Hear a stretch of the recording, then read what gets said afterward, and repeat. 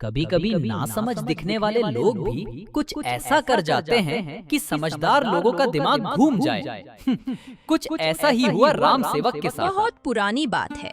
शहर के बाहर एक गांव में राम सेवक नाम का एक व्यापारी रहता था, जिसके दो जिगर के टुकड़े थे, भानु और शानू। दोनों बड़े होकर सांड हो गए थे, पर सारा दिन घोड़े बेच के सोते थे। एक दिन राम सेवक ने अपना सिर खुजाते हुए सोचा, हे भगवान, मेरे ये दो नमूने। वक्त आ गया है पता लगाने का कि इनके भेजे में भूसा भरा है या थोड़ी अक्ल भी है। अगली सुबह उसने दोनों को नींद से उठाया। उठो नालायकों, ये भी कोई टाइम है सोने का। चलो ब्रश करके फटाफट नीचे आओ, मुझे एक बहुत जरूरी बात करनी है। यार इतनी जल्दी उठा दिया, अभी 10 घंटे पहले ही तो सोए थे। नालायकों सुनो, मैं अब बूढ़ा हो रहा हूँ और मेरे घुटने भी जवाब दे रहे हैं। घर की जिम्मेदारी अब तुम्हारे सिर पर पड़ने वाली है। मैं आज तुम दोनों का एग्जाम लूंगा। ये लो 100 रुपए, जाओ और शाम तक कुछ ऐसा खरीद कर लाओ जिससे पूरा घर भर जाए। अब भला 100 रुपए में क्या ही आएगा, डैडी की बुद्धि घूम गई है। अब एक घनचक्करो, यही तो तुम्हारा इम्तिहान है।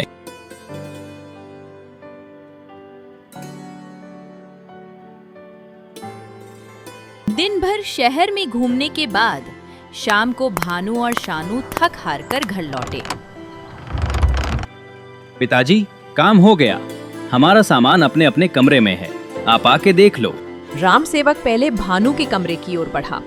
जैसे ही उसने दरवाजा खोला, ऐसी भयानक बदबू का झोंका आया कि राम सेवक 2 कदम पीछे हट गया, मानो अभी चक्कर खाकर गिर जाएगा।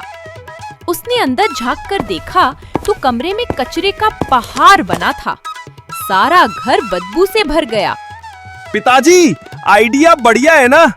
मैं दिन भर बाजार में घूमा, महंगाई की मार इतनी पड़ रही है कि 100 रुपए में घर भरने लायक कुछ मिल ही नहीं रहा था।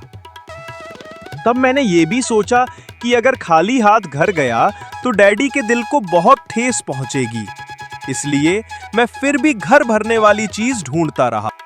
फिर गांव के बाहर मैंने एक कचरे का ट्रक देखा।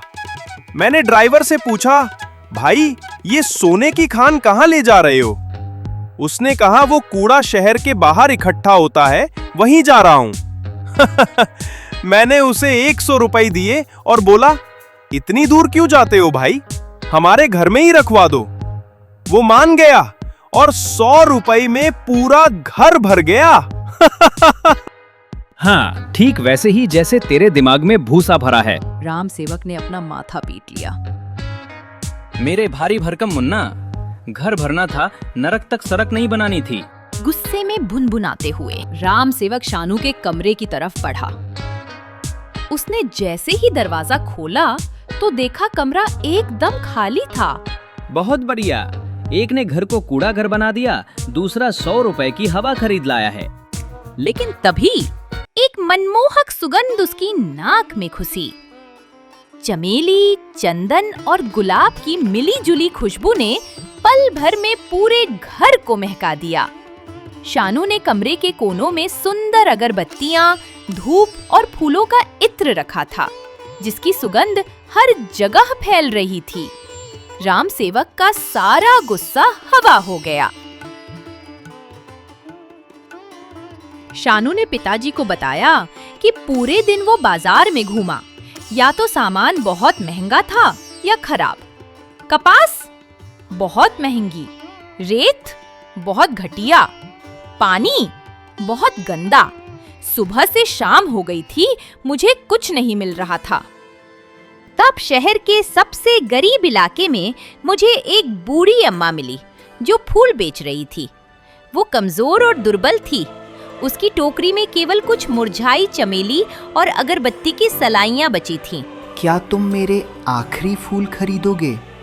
मैंने 2 दिनों में कुछ नहीं कमाया।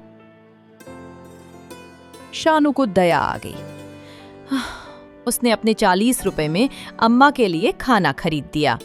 भूखी अम्मा बहुत खुश हो गई, पर शानू सोच रहा था कि अब उसके पास सिर्फ 60 रुपए बचे हैं आज तो पिताजी के एग्जाम में फेल। अम्मा समझ गई। उन्होंने अपनी सारी अगरबत्तियां और चमेली के फूल शानू के दे दिए और बोली, तुम रख लो, तुम्हारे काम आएंगे। अगरबत्तियां और फूल लेकर शानू तेजी से घर पहुंचा। अपने कमरे में उसने अगरबत्ती जलाई और चमेली को पानी के कटोरों में रखा।